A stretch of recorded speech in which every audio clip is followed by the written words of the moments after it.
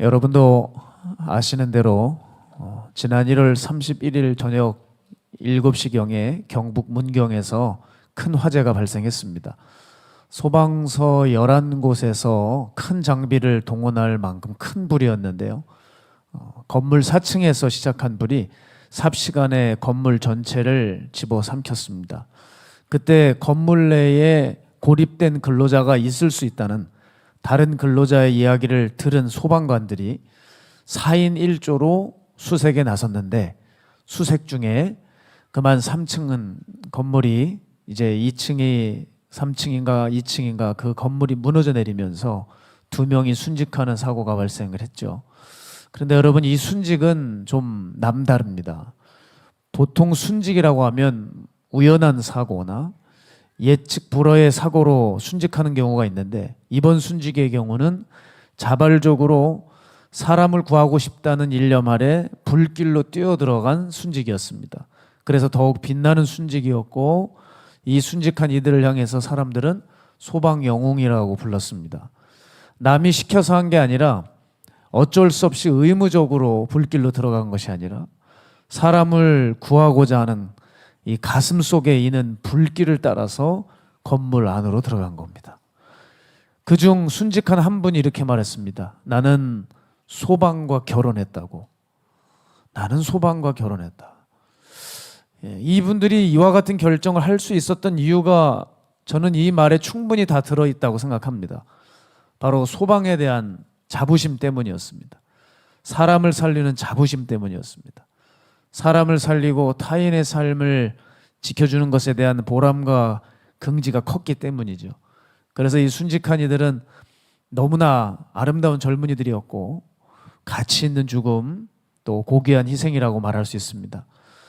그런 반면에 또 어떤 일이 있었느냐면, 요즘 반도체 사업에 대한 투자와 그에 따른 일자리 창출이 우리나라 국제 경제에, 우리나라 국가 경제에 중요한 사안 중 하나로 작용을 하고 있습니다. 우리나라가 어느 정도 이 반도체 사업에 투자를 하냐면 자그마치 662조 원을 지금 투자하고 있습니다. 그로 인해서 일자리를 346만 개를 창출하려고 합니다. 이런 국가적으로 중요한 상황에 지난 15일에 어떤 일이 있었냐면, 전직 삼성전자 연구원이 이 반도체 기술 공정 도면을 무단 유출해서 중국 업체에 넘겨버렸습니다. 여러분, 이거는 가히 경제 간첩이라고 말할 수 있습니다. 게다가 더 황당한 일이 벌어졌는데, 이 사건을 조사했던 서울경찰청이 이 사람에 대해서 구속영장을 신청을 했습니다. 그런데 그 다음날 법원이 이 영장을 기각했습니다. 여러분, 산업 기술을 빼돌려서 경제 안보에 큰 위협을 주는 일임에도 법원이 처벌을 안 했습니다. 저는 이 두 사건을 보면서 깨달았어요. 자, 한 부류는 한 근로자의 생명을 살리고자 불길 속으로 뛰어든 반면에, 한 사람은 어떤 뒷배가 있는지 어떤 블랙 커넥션이 있었는지는 모르지만 자기 이익 앞에서 한국의 핵심 산업기술 정보를 빼돌리는 간첩짓을 해서 수많은 일자리 창출에 차질을 빚었다는 사실입니다. 여러분은 이 두 부류의 사람을 보시면서 뭐가 느껴지시는지 모르겠습니다. 저는 한 가지가 단연 떠올랐어요. 직업정신. 이 직업정신이 있는 사람과 없는 사람, 자기 정체성에 대한 인식이 있는 사람과 없는 사람의 차이가 이렇게 크다는 겁니다. 여러분, 직업정신이 있냐 없냐는 가벼운 문제가 아닙니다. 이것은 내가 앞으로 삶을 어떻게 결정하며 살 것이냐가 달려있는 문제예요. 즉, 내가 내 욕심대로 살 것이냐 아니면 정체성에 맞게 살 것이냐, 아주 중차대한 문제라는 거죠. 영적으로 우리가 풀어보자면 이 문제는 욕심대로 살아서 자아를 섬길 것이냐, 아니면 내가 누구인지 알아서 정체성을 잘 알아서 본질을 추구하는 삶을 살 것이냐, 이 차이입니다. 자, 우리의 모습은 어떤지 좀 돌아보길 원합니다. 요즘의 사회를 돌아봐도 안타깝지만 이렇게 직업정신에 투철한 사람들이 몇 있을까요? 사실 이거 하나만 똑바로 가지고 있어도 사회가 이렇게 오염되고 혼란스럽지는 않을 거란 생각이 들어요. 청소부는 자신이 뭘 하는지 분명히 알고, 군인은 자기가 뭐 하는지를 분명히 알고, 경찰은 또 정치인은 또 심지어 목사는 내가 뭐 하는지를 분명히 알면 과연 세상이 이렇게 소란스러울까? 가만 보니까요, 자신을 섬기고자 하는 이 마음이 처리되지 않으면 국가나 사회나 가정이나 개인이나 모두가 다 발목이 잡힌다는 겁니다. 자, 그런 의미에서 요즘 이 시대에 심각하게 다뤄져야 될 본성 하나가 있는데 이기심입니다.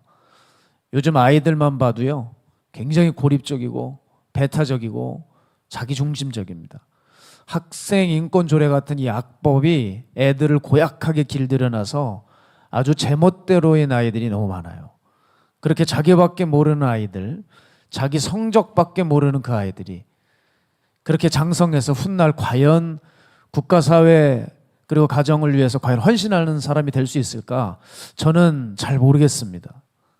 그래서 저는 요즘 어느 때보다도 이 다음 세대를 맡고 있는 유치부나 아동부나 이 청소년부에 대해서 급한 마음을 자꾸 주세요.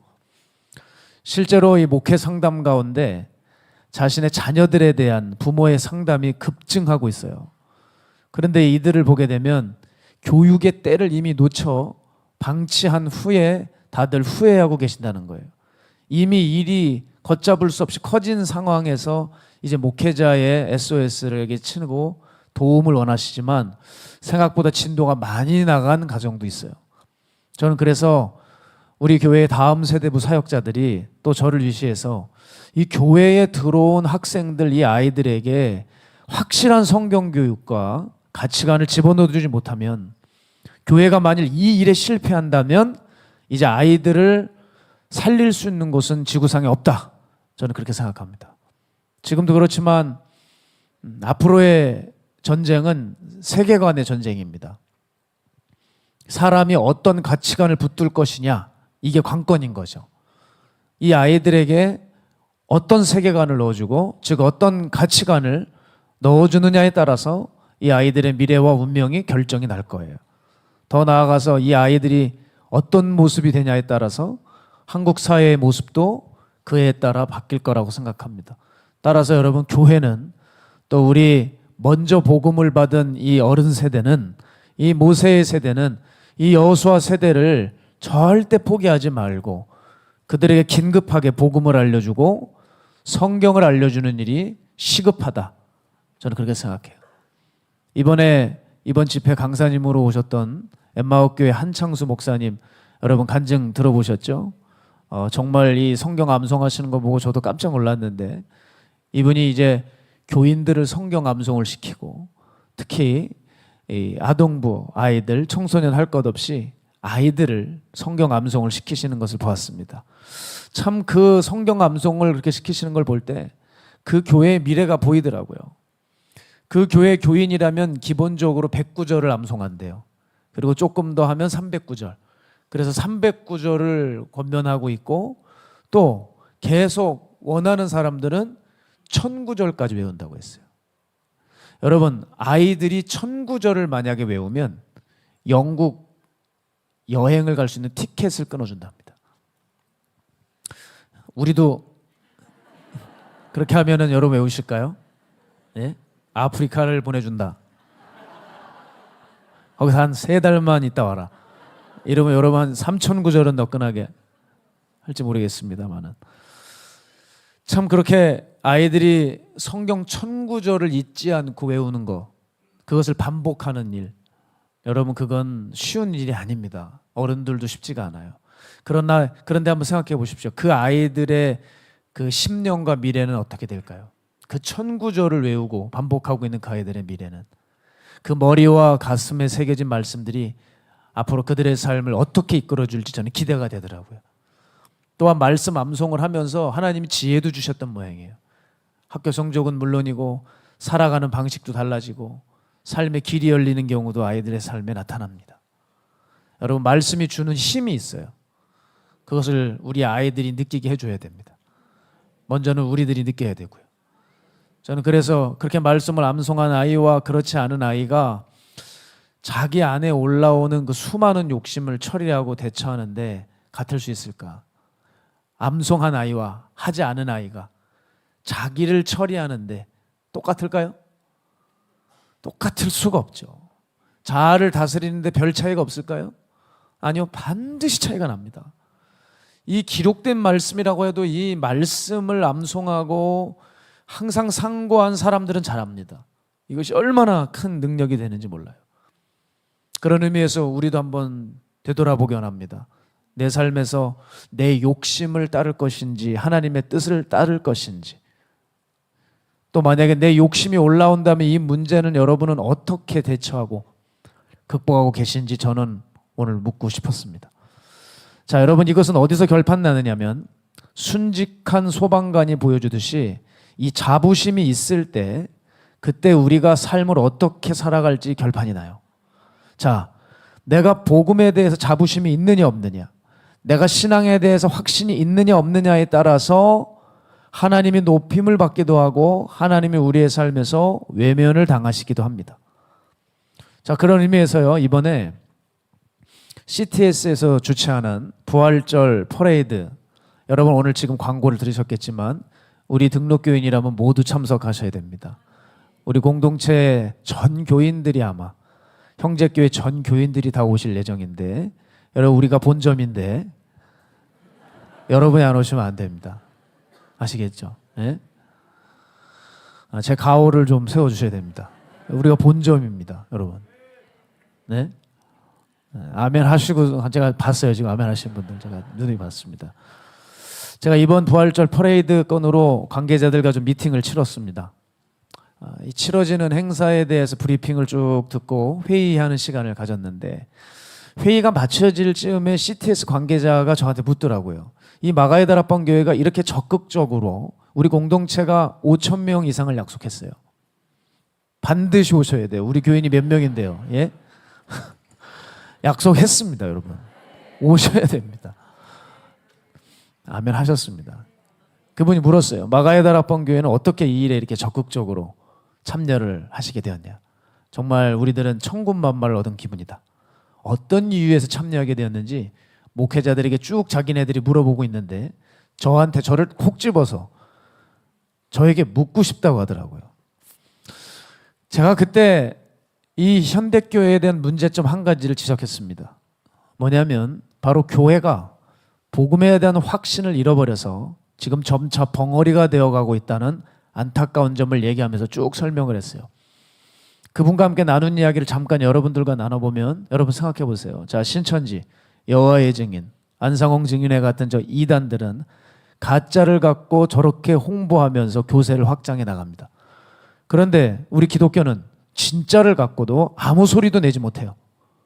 그래서 누가 뭐라 그러면 괜히 주눅이나 들고, 누가 으름장을 내놓으면 위축돼서 아무것도 하지 못하고 눈치나 보고 있는, 마치 사무엘상에 나오는 사울의 군대와 같이 굴고 있지 않습니까?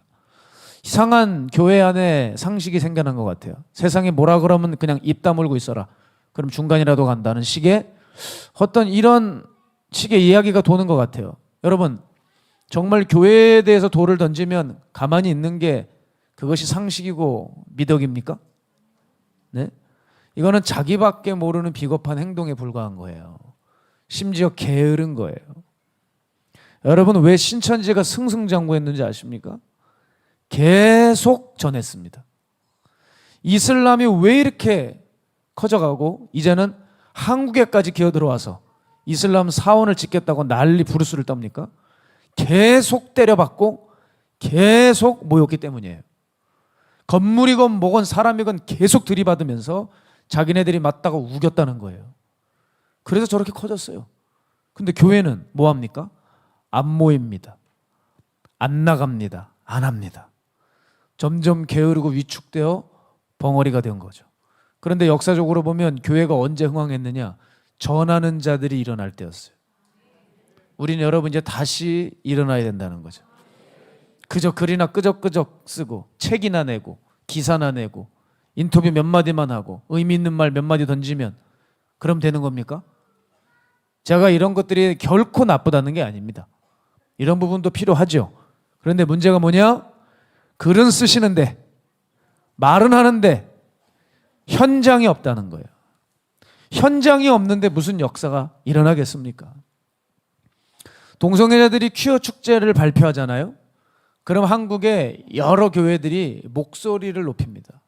동성애 저거 반성경적인 것이라고 막 인터뷰하고 열변을 토해요. 근데 항상 우리는 궁금했어요. 그럼 퀴어 반대 집회 그 당일날 나오냐? 현장에 가면 그 사람들만 정확히 없습니다. 이런 코미디 같은 그 교회만 안 나와요. 그 목사만 없습니다. 이게 현실이라는 거예요. 제가 그런 의미에서 우리 마가의 다락방교회 전도대들을 응원하고 싶어요. 정말 눈물 나게 고맙습니다. 함께 전도학교를 통해서 훈련받고 나서 매일같이 뛰어나가셔서 이단들과 싸우면서 진리를 전파하고 계세요. 제가 여러분의 노고를 잘 알고 있습니다. 자, 우리는 잊지 말아야 됩니다. 저 순직한 소방관은요, 한 사람 구하겠다는 일념 아래 그 불길의 건물 속으로 뛰어들어갔어요. 목숨을 걸어버렸습니다. 그런데 교회는 인류를 구원하는 십자가, 이 십자가를 그렇게 목소리 높여 찬양을 하면서 그 교회 내부에는 꼭 십자가 안 걸어두면 큰일 날 것 같이 크게 걸어는 두면서 실제 현장에서는 십자가를 창피하게 여기는 사람이 많다는 거예요. 희한하게 복음을 전하자 그러면 꿀먹은 벙어리예요. 단지 일주일에 잠깐 모여 예배는 해요. 그런데 그것도 마치 뭐 인심 내주는 것처럼 와서 예배 드리고 기도도 겨우 한 자락하고 돌아갑니다. 여러분, 그런 다수 100만 명 있으면 뭐합니까? 미안하지만 그들은 기독교인이 아니에요. 왜 그렇게밖에 신앙생활 못하는 줄 아세요? 자기가 믿고 있는 것, 자기가 속한 것에 대한 자부심이 눈꼽만침도 없기 때문입니다. 내가 믿고 있는 바에 대해서 확신과 자부심이 있다면 복음을 위해 당연히 수고하고 헌신하고 인내하지 않겠어요? 어떻게 갑자기 주일날만 나타나가지고 느닷없이 하나님 보고 뭐 맡긴 거 있어요? 하나님한테? 막 달라고 떼를 쓰고 기도한답시고 막 소리만 지르고 하나님이 너무 당황스러우신 거예요. 평상시에 아는 체도 안 하다가 얘는 맨날 여기만 특정 장소만 오면 소리를 질러대는구나. 이 하나님이시니까 우리를 참고 봐주시는 거지. 여러분 같았으면 어떻게 했어요? 예? 벌써 주먹 날라갑니다. 예?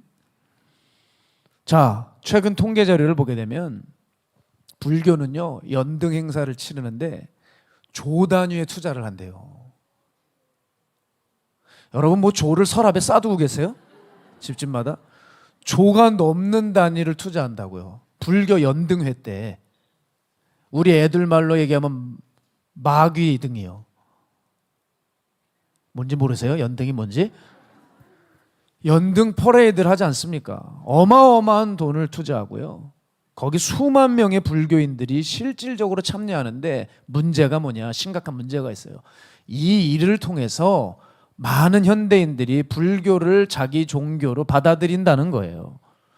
요즘 자기 명상이나 이 어떤 마음 내면 힐링이 주요 관심사들이잖아요. 그러니까 불교를 통해서 그걸 자기 종교로 삼아 그걸 이루려고 하는 거예요. 불교가 인기가 아주 좋아집니다. 그런데 이들에게는 뭐가 있느냐? 이 연등 행사를 치르는 이들에게는 확신이 있어요. 에너지가 있어요. 자기네들 이거 못하게 하면 난리가 납니다. 여러분, 생명이 없는 종교들도 이렇게 활동을 하는데 자신을 희생하며 인류를 살리신 그 예수님을 믿는 우리들은 문 걸어 딱 잠궈버리고 이부자리 안에서 나오려고 하지 않는 이 안일한 자세, 이게 과연 옳은 일인지 우리 다시 한번 생각해 봐야 돼요. 따라서 우리 공동체는요, 부활절의 퍼레이드에 참여함으로 우리 목소리를 높이려고 합니다. 우리 전교인이, 우리 본점이 먼저 나가서 이날 살아계신 주님을 자랑스러워하고 자부심에 차서 부활의 기쁨을 거리에서 외치며 행진할 것입니다. 여러분, 우리가 나오지 못한다면 이건 자부심의 문제라는 거예요. 자부심의 문제. 따라서 우리가 어느새 잃어가고 있는 이 복음의 자부심의 문제, 십자가에 대한 자부심의 문제, 이것을 속히 회복해야 됩니다. 다시 말씀드리지만 이 확신과 자부심 없이는 복음을 위해서 그 어떤 일도 여러분은 감당할 수가 없어요. 따라서 우리가 언제 어느 때에 도대체 이 신앙에 대한 확신과 복음에 대한 이 자부심을 잃어버렸는지 파악하는 시간이 돼야 됩니다. 그런 맥락에서 본문에 지금 바울은 감옥에 갇혀 있습니다. 그리고 바울이 감옥에 갇혀 있자 빌립보 교회는 에바브로디도를 보내서 바울에게 영치금을 전달합니다. 그리고 그를 통해서인지 여러 풍문으로 바울은 빌립보 교회에 문제가 생겼다는 것을 알게 돼요.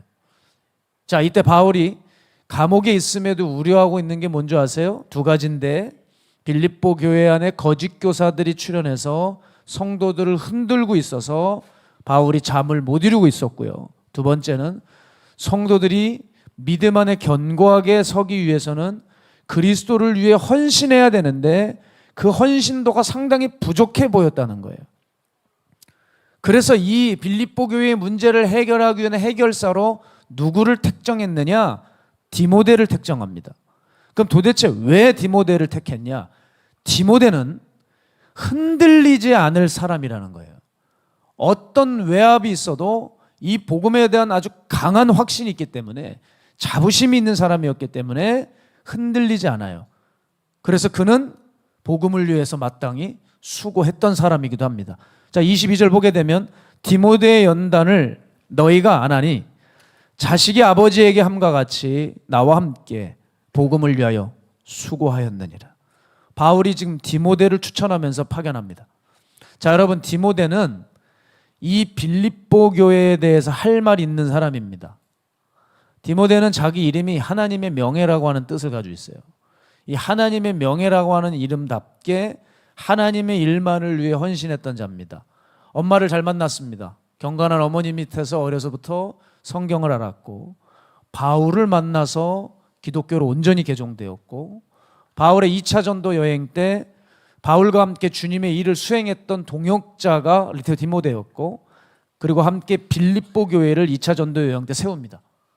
그리고 3차 전도 여행 때부터 꾸준히 디모데는 이 빌립보 교회와 관계를 맺고 있어요. 그러니까 바울 입장에서 감옥에 갇혀 있을 때 빌립보 교회가 어려우니 누구를 보내겠어요? 빌립보 교회를 가장 사랑하는 사람을 보내지 않겠어요? 빌립보 교회 전문가가 당연히 디모데죠. 자기 말고 이 교회를 사랑하는 사람이 디모데 하나였던 거예요. 그래서 극처방을 내려서 디모데를 파송합니다. 그리고 바울은 뭐라 그러죠? 오늘 본문에 보면 21절에 20절에 보면 이는 뜻을 가해치하여 너희 사정을 진실히 생각할 자가 이밖에 내게 없습니다. 난 디모데밖에 이 빌립보 교회를 위해서 보낼 사람이 없다. 자, 그런데 왜 이렇게 바울이 디모데를 추천하고 파견하느냐? 그 이유가, 핵심적인 이유가 21절에 나와 있습니다. 우리 함께 읽겠습니다. 빌립보서 2장 21절 시작. 그들이 다 자기 일을 구하고 그리스도 예수의 일을 구하지 아니하되. 바로 여기에요.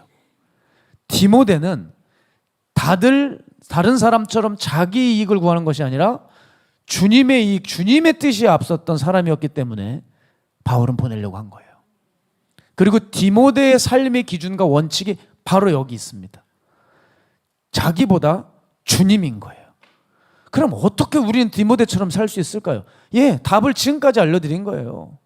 신앙에 대한 확신, 복음에 대한 자부심이 있으면 이렇게 되는 거예요. 그리고 보면 바울이 뭐라고 고백해요? 자식이 아버지를 섬긴 것 같이 디모데가 나를 대할 때 아버지처럼 섬기고 나와 함께 복음으로 수고했다 그랬어요. 그죠? 바울의 삶에 대한 확신과 자부심이 있었기 때문에 따르는 거예요. 그렇잖아요. 내가 누구를 따르고 충성하려면 어떻게 돼요?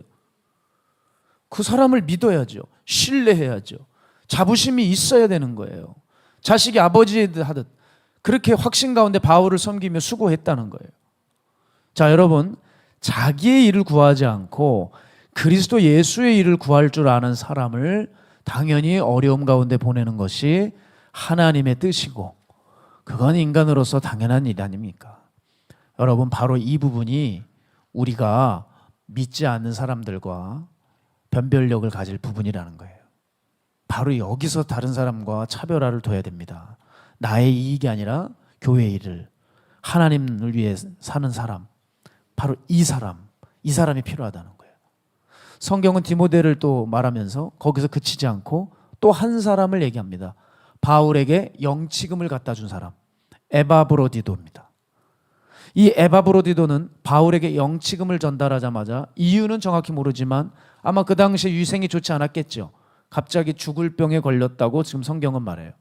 그때 하나님의 긍휼하신 은혜를 입어서 또 바울이 얼마나 하나님 앞에 기도했겠습니까? 자기를 돕는 사람이니. 그래서 그가 깨끗이 나음을 얻어요.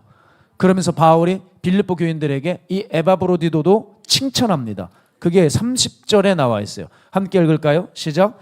그가 그리스도의 일을 위하여 죽기에 이르러도 자기 목숨을 돌보지 아니하는 것은 나를 섬기는 너희의 일에 부족함을 채우려 함이니라. 아멘. 에바브로디도도 그리스도의 일이라고 하면 죽기에 이르러도 자기 목숨을 돌보지 않았다는 거예요. 저는 이 에바브로디도가 이미 병세가 있었다고 봐요. 그럼에도 불구하고 교회를 살리고 하나님의 일이라고 생각하니까 바울이 갇힌 감옥까지 왔다고 봅니다. 여러분, 이것이죠. 성경이 우리에게 원하는 인간상이 이건 거예요. 우리가 그리스도인이라면, 복음의 증인이라면 무엇이 있어야 한대요? 자기의 이익을 구하지 말고 하나님의 이익을 구하는 삶이 있어야 한다는 거예요. 그런데 우리 현실이 어떻죠? 딱 이 부분이 붕괴되고 만 거예요. 딱 이 부분이. 그런 맥락에서 기독법률가회 실행위원이신 이병주 변호사님이라는 분이 계세요. 이분이 칼럼 한 편을 쓰셨는데 여기에 한국교회의 핵심적 문제를 한 가지 지적하셨어요. 저는 이 칼럼을 읽으면서 전적으로 동의했습니다. 뭐라고 이분이 얘기하셨냐면 성도들 안에 이 믿음이 있대요. 이 믿음이 충돌한대요. 무슨 믿음이냐? 위로받는 믿음과 씨름하는 믿음이 충돌을 하고 있대요. 즉 사람들 안에 위로받는 믿음은 있는데 씨름하는 믿음이 없다는 걸 지적을 하는 거예요. 위로받는 믿음이 뭐예요?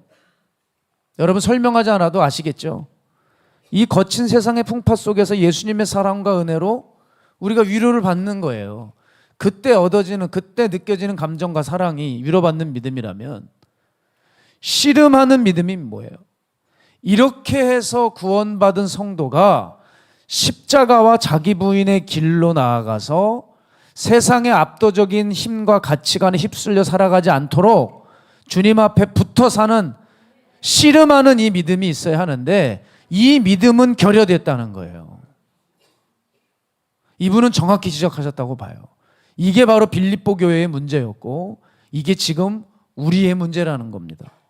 우리에겐 이상하게 씨름을 해야 되는데 씨름을 하지 않아요. 대가를 지불해야 되는데 대가를 지불하지 않아요. 이유는 간단하다니까요. 사랑하지 않는 거예요. 내가 생각했던 것보다 마음이 없는 거예요.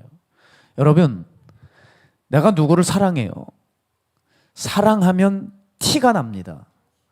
아무리 감추려고 해도 그 사랑은 티가 나게 되어 있어요. 사람을 사랑하니까 자기가 엄마가 어디 슈퍼 좀 갔다 오라 그래도 그 꼼지락거리기 싫어가지고 안방에 뭐 집에 마루에 누워 있어도 사랑하는 사람이 생기면 어떻게 됩니까? 그냥 차려입고 막 그냥 정신없이 바르고 밑에 지방이라고 해도 가주는 거예요. 데려다 주는 거예요. 사랑하는 사람을 생겨보세요. 산상수훈적인 삶을 살아가요. 오리를 가자 그러면 십리를 가줍니다. 왼뺨을 치면 오른뺨도 돌려댑니다. 사랑하는 사람이 생기면 해외 연애라는 게 생겨요. 해외 연애. 해외까지 가가지고 그녀를 만나고 와야 되는 거예요. 돈을 사랑해 보세요. 힘들어 죽어가도 외양 어선도 타버려요. 그 위험하다는 건물 수십 층 위에도 올라가요. 돈이 생긴다고 하면. 예? 아무 마음도 없는데 이렇게 대가를 지불할 수 있겠습니까? 우리가 주님을 위해서 충성할 수 없고 씨름할 수 없는 이유 너무 간단한 거예요. 너무 간단해요. 우리는 내가 생각한 것보다 주님을 사랑하지 않아요. 주님을 사랑하지 않아요. 그래서 교회 안에 누가 있게 되었나? 소위 경건한 이기주의자들이 있게 되었어요. 잘 들어보세요. 뭐라고요? 경건한 이기주의자들. 어디에 무게중심이 있을까요? 네? 이기주의에 있는 거죠. 이들의 특징이 뭡니까? 자기의 유익을 위해서 예수를 믿어요. 예수님을 믿는 이유도요, 자기 가족의 권리와 복지를 위해서 믿더라고요. 물론 가족이 잘 돼야죠. 자녀가 잘 돼야 되죠. 근데 주님보다 가족이 우선되어요. 남들보다 가족이 우선되는 경우예요. 일종의 가족 이기주의에 빠진 거죠. 또 어떻게 예수님을 믿느냐? 자신의 영달과 번영을 위해 믿어요. 다 자기 유익을 위해서 예수를 믿어요. 이건 믿는 게 아니죠. 거의 예수님을 이용하는 겁니다. 본질상 다 이기주의에 불과한 거예요. 그러나 우리 그리스도인들은 어떻게 살라고 부름을 입었어요? 더 남을 위해서 살아야 되고, 아동부가 들어야 될 얘기 같죠? 저도 고민했어요. 그런데 이거 들어야 돼요. 우린 더 남을 위해서 살아야 되고, 거기서 오는 자부심과 보람과 희열로 똘똘 뭉쳐진 것이 그리스도인이어야 하는데, 도무지 신앙이라는 것이 자기 사랑을 조금만 벗어나면 신앙생활 못 해먹겠다는 거예요. 신앙생활이 아예 되지를 않아요. 그러니까 신앙은 다 자기 중심이고 십자가가 자기에게 맞춰야 되는 거예요. 그렇게 우리는 거룩한 하나님의 것도 내 것으로 뒤바꿔버리는 일이 벌어진다는 거예요. 그런 맥락에서요, 제 얘기를 잠깐 하고 말씀을 정리하죠. 저는 전도사 처음 배지 달고 사역했던 곳이 미자립교회라는 곳이에요. 자, 미자립교회는 개척교회보다 못하는 곳이 미자립교회입니다. 자립이 아예 안 되는 곳이 미자립이에요. 목사님은 막노동을 하고 계셨고, 사모님은 목회 의지가 사모님이 있으셔서 사모님이 이끄시는 교회였어요. 성전은 어땠느냐? 이 강대상 반만 해요. 반보다도 작을 거예요. 그냥 방이에요. 방, 룸이에요. 거기다 강대상 하나 놓고 피아노 놓고 10명 겨우 앉을 수 있을까? 그 정도 되는 공간이에요. 성도 당연히 한 명도 없었죠. 구태여 하나 있다면 초등학교 4학년 아이 하나 있었습니다. 양준서라는 아이예요. 아직도 제가 그 아이를 위해서 기도하는 기도 제목인데, 이 아이는 사모님이 한 명밖에 없는 자기 교인이기 때문에 성경으로 철저히 훈련을 시켰습니다. 로마서 8장을 애가 다 외워요. 그리고 제가 오니까 그렇게 좋아해요. 우리 교회 전도사님이 생겼다고. 저는 그 4학년짜리 아이를 데리고 그 동네를 전도하기 시작했습니다. 정말 힘들었지만 전도했어요. 하나님의 은혜였습니다. 25명, 26명, 30명 가까운 아이를 보내주셔서 소복히 아이가 그 교회에 오게 된 거예요. 그때 그냥 사모님이 얼마나 눈물을 흘리시며 좋아하셨는지 아직도 제가 생각이 납니다. 그 목사님이 힘들게 벌어오시는 돈을 자기가 펑펑 써요. 야, 오늘 기분이다. 그래서 탕수육이야, 뭐 짜장면이야, 뭐 치킨이야 이러면서 막 쓰세요. 목사님은 철렁철렁 가슴이 내려앉으셨겠지만, 그렇게 아이들을 근사하게, 정말 교회는 작았지만 결코 간식 메뉴는 후지지 않았어요. 정말 빵빵하게 애들이 먹었습니다. 목사님 막노동 하신 비용을 가지고요. 제가 말리고 싶을 정도였어요. 신이 나서 아이들을 교육시켰어요. 여름 성경학교 때 아직도 기억이 납니다. 그 4학년짜리 아이는 저에게 고백했어요. 목사님, 아니 전도사님이었죠. 전도사님, 저는 나중 되면 전도사님이 다녔던 학교를 가서 저도 전도사님 같은 사람이 될 거예요. 그렇게 서원을 하더라고요. 저는 그 아이가 제 부교육자였습니다. 저는 그곳에서만 사역할 수가 없었어요. 그래서 또 20명 되는 개척교회, 조금 난 20명이 있는 어른이 계신 개척교회로 가게 되었는데, 이제 그 아이와 헤어지게 된 거예요. 그런데 헤어져도 그 아이들이 눈에 밟혀서 제가 6개월을 넘게 계속 섬겼습니다. 그런데 끝까지 했었어야 됐어요. 그만 제가 이쪽 교회 일 쓰고 뭐 학교 다니고 마가의 다락방 섬긴다고 하면서 그만 아이들과의 관계가 소원해지기 시작했어요. 그러면서 어느 날 그 교회를 가지 못하게 되었습니다. 그게 한 3개월, 4개월 됐을까요? 내가 이러면 안 되지 해서 다시 찾아갔을 때는 이미 틀렸습니다. 어머니들이 얼마나 아이들을 꽁꽁 잡아놓고 풀어주지 않는지 제가 아직도 기억나요. 대은이 어머니, 대희랑 대은이를 풀어주세요. 교회에 좀 보내주세요. 그랬더니 교회 다니는 것들 지겨워요, 지겨워 하면서 세상에 소금을 뿌리더라고요. 어쩜 그렇게 완악해지는지. 이제는 포기해야 되나? 그 엄마가 잘못이 아닌 거예요. 제가 섬기다가 잠깐 멈춰진 게 문제인 거예요. 죄책감이 들었어요. 그 아이를 끝까지 책임을 지지 못했습니다. 제가 떠나자 그 많았던 아이들은 다 흩어졌습니다. 그 교회는 다시 텅텅 비기 시작했어요. 너무 후회가 심해서 하나님 앞에 기도했어요. 하나님, 이 아이가 어디 있는지 알려만 주시면 제가 꼭 이 4학년 그 아이, 제 부교육자 같았던 그 아이만이라도 제가 꼭 데려오겠습니다. 기도하고 있을 무렵에 놀라운 일이 벌어졌어요. 글쎄 그 아이가 어디 있냐면 마가의 다락방 밑에 있는 성남중학교를 다니고 있는 거예요. 야, 그러니 얼마나 기뻐요. 제가 벌써 시간을 보니 중학교 3학년이 되었고 성남중을 다니고 있어요. 바로 밑에 있었는데도 몰랐어요. 그래서 선물을, 우리 준서가 이 선물을 받으면 얼마나 좋아할까. 좋은 선물을 정성껏 잘 포장해서 교무실로 찾아갔습니다. 그 담임 선생님을 만났어요. 목사, 우리 선생님, 우리 준서를 만나러 왔습니다. 준서를 좀 만나게 해주십시오. 그랬더니 이제 조금 있으면 쉬는 시간이니까 자기가 교실로 가보겠대요. 제가 얼마나 설렜겠습니까? 이제 땡 수업 시간이 끝나고 쉬는 시간이 10분이 됐습니다. 그 기다리는 동안에 교무실 문만 열리면 저는 교무실 문만 쳐다보는 거예요. 열리면 그냥 우리 준서가 오나 해서 얼마나 설레고 기대었는데 시간이 8분, 9분이 10분이 지났는데 아이는 오지 않았습니다. 그리고 다시 수업 시간이 시작되고 문이 이렇게 열리는데 준서인 줄 알았는데 봤더니 선생님이셨어요. 그럼 담임 선생님이 들어오시더니 목사님 죄송하지만 아이가 거절을 하니 어쩔 수가 없습니다. 주신 선물도 전달했지만 선물도 받지 않았습니다. 죄송합니다. 돌아가 주셔야 되겠습니다. 제가 얼마나 그때 충격이 컸고 상심이 컸는지 제가 정성껏 편지를 썼거든요.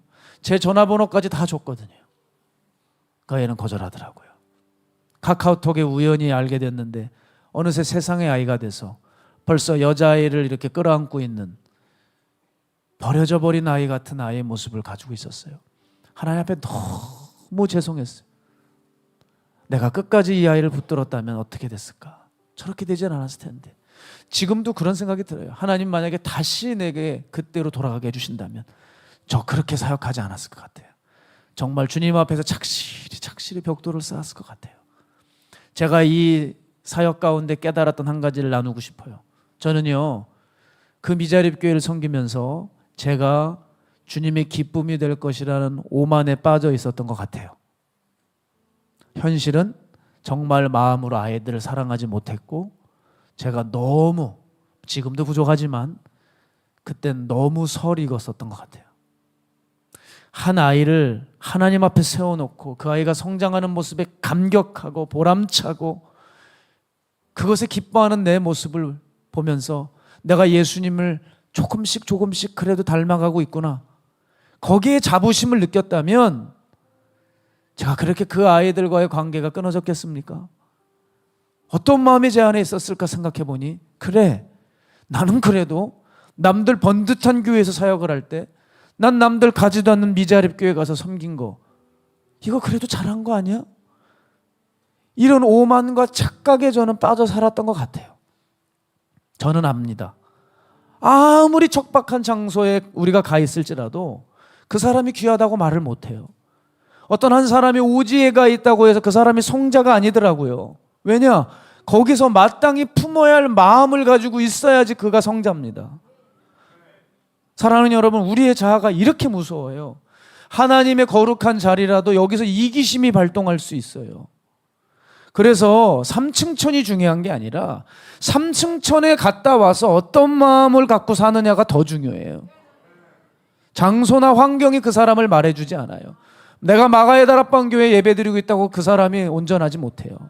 어찌 보면 거룩해 보이는 그 장소에서 가장 타락할 수도 있는 게 사람이에요.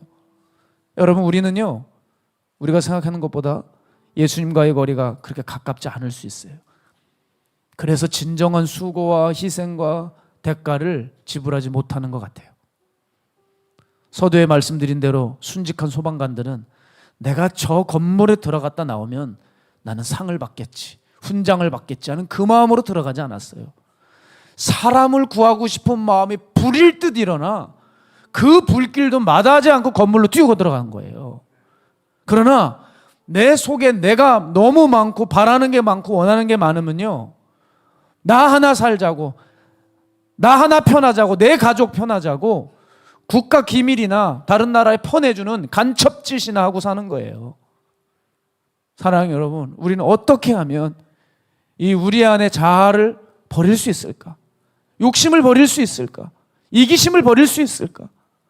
방법은 하나밖에 없다고 봐요. 어느새 놓치고 있는 십자가 다시 붙들어야 됩니다. 그리고 나를 살려주셨던 그 피 묻은 복음에 다시 감격할 수 있어야 됩니다. 그 감격을 잃었다가도 오늘 다시 회복할 수 있다면, 그리고 내가 이 감격을 잃었는데도 그냥 방치하고 두었던 나 자신을 오늘 정말 눈물로 회개할 수 있다면, 우리 다시 그 가슴 속에 불길을 따라 불길로 진정 뛰어들었던 그 순직한 소방관들처럼 우리도 불 속에라도 들어가서 주의 복음을 전할 수 있는 거룩한 자녀들로 거듭날 수 있다고 믿습니다. 오늘 그 은혜가 우리 마가야달 합방교회 전 성도와 인터넷 성도에게 부어지기를 주님의 이름으로 축복합니다. 우리 시간 함께 이 찬양하면서 준비하신 예물 하나님 앞에 봉헌하는 시간 갖겠습니다. 십자가를 질 수 있나? 십자가를 질 수 있나? 주가 물어보실 때 죽기까지 따르오리. 저들 대답하였다. 십자가를 질 수 있나? 십자가를 질 수 있나? 주가 물어보실 때 죽기까지 따르오리. 저들 대답하였다.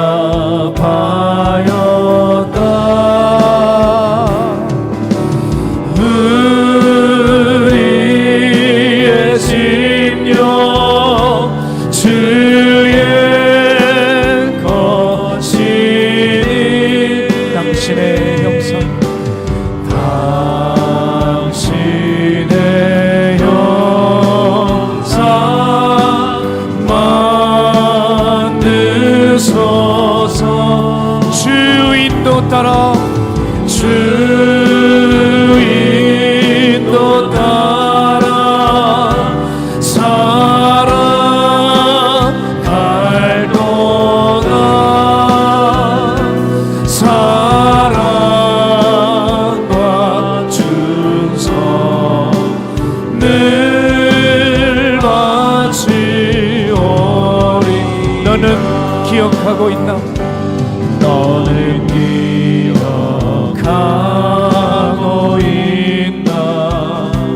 구원받은 강도를 저가 회개하였을 때, 저가 회개하였을 때 나 번호라 받았다. 우리의 심령,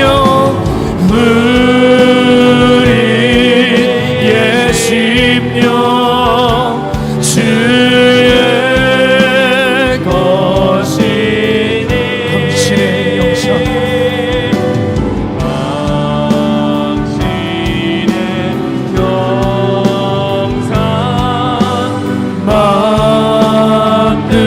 만드소서. 주인도 따라 주인도 따라 살아갈 동안 사랑과 충성을 바치. 우리 마지막으로 우리의 심령 주의 것이니 우리의 심령 주의 것이니 당신의 형상, 당신의 형상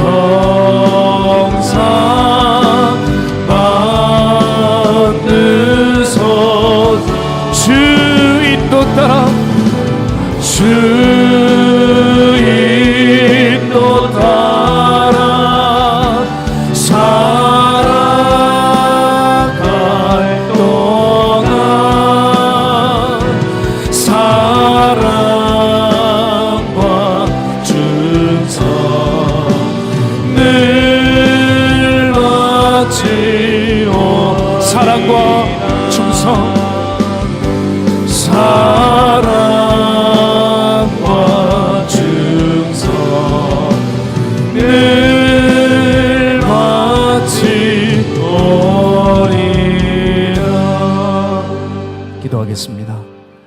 하나님, 우리 정말 십자가 질 수 있도록, 이제 정말 다시 주님 사랑할 수 있도록, 주님만 계시면 충분할 수 있도록, 주님의 말씀으로 나 여전히 내 삶과 내 위기와 도전 앞에서 전혀 관계없이 행복할 수 있도록 주여, 그렇게 주님이 우리의 전부가 되어 주시기를 원합니다. 그럴 때만이 하나님 불길마다 하지 않고 뛰어들어갈 수 있지 않겠습니까? 이제 복음을 전하지 않겠습니까? 십자가가 창피한 것이 아니라 자랑이 되지 않겠습니까? 예수님이 내 재산 되지 않겠습니까? 주여, 내 마음에 다시 뜨거운 불을 주십시오. 너무나도 식어진 심령에 당신의 불을 주셔서 사랑과 충성 늘 바치울 수 있도록 주여 역사여 주십시오. 잊었던 주의 사랑, 주의 피 묻은 복음, 그 십자가 다시 내 안에서 빛나고 다시 뜨겁게 하여 주셔서 주님 앞에서 이것으로 헌신하는데 조금도 부족함이 없도록 주여, 오늘 주의 사랑과 능력으로 우리의 심령에 강권하여 주시옵소서. 지금 이곳에 성부, 성자, 성령, 살아계신 하나님의 사랑과 은혜와 사람을 바꾸시는 능력이 이제 앞으로 사랑과 충성 늘 바치울 수 있도록 우리의 마음을 주관하여 주실 그 주님을 기대하는 주의 성도들 머리 위에, 가정 위에, 직장 위에, 사업체 위에, 또한 박보혜 목사님의 건강과 그 남은 사역 일정 위에 이제로부터 영원토록 함께 하시기를 간절히 축복합니다. 아멘.